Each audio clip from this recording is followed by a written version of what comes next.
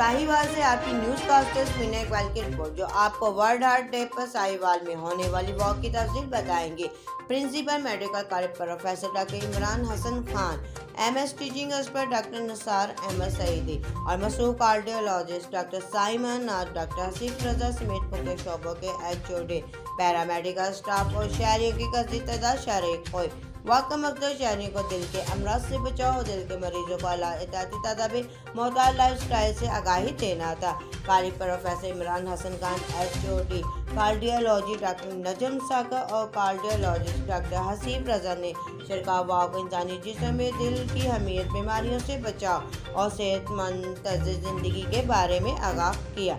इनका कहना था कि दिल की बीमारियों में मरीज के लिए हल्की फुल्की वर्दी, सादा तर्ज ज़िंदगी, वक्त पर सोना, शुगर को कंट्रोल करने के साथ एहतियात इलाज से ज़्यादा ज़रूरी है। वॉक कार्डियोलॉजी ब्लॉक से शुरू होकर बैरूनी गेट पर पहुंचकर एहतमाम पजीर हुई।